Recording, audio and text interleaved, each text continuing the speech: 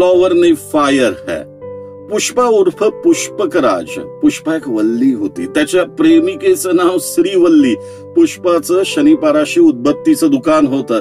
रक्तचंदन फ्लेवरची उदबत्ती ही या दुकानाची स्पेशालिटी। पायाची क्रॉस नागमोडी घडी करून पुष्पा दुकानात बसलेला असायचा। चेहऱ्यावर उर्मट भाव, डोक्यावर केसांचं टोपलं। श्रीवल्ली दुकानात रक्तचंदन छाप उदबत्ती घ्यायला यायची।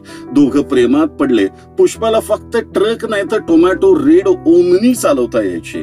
श्रीवल्ली त्याला टीव्हीएस 50 वर डबल सीट पुण्यात फिरवायची।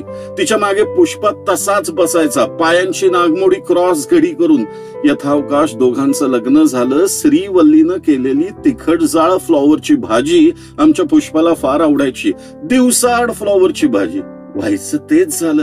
श्रीवल्लीच्या मागे टीव्हीएस 50 वर बसलेला घडीदार पुष्पा, चेहऱ्यावर निर्विकार वेदना, झुकलेला खांदा, सांगता येईना, सहन होईना। टीव्हीएस 50 एका दवाखान्याबाहेर थांबते। काय झालं पुष्पा? डॉक्टर विचारतात। फ्लॉवर नाही फायर है। फ्लॉवरची तिखट जाळ भाजी कमी करा। मुळावर उठलंय ते दुखणं, पायलच्या गोळ्या देतोय, पथ्य पळा, उघड असतं ते। फ्लॉवर नहीं फायर, स्टाइल नहीं मजबूरी थी, जिसकी जलती है ना जान। धन्यवाद।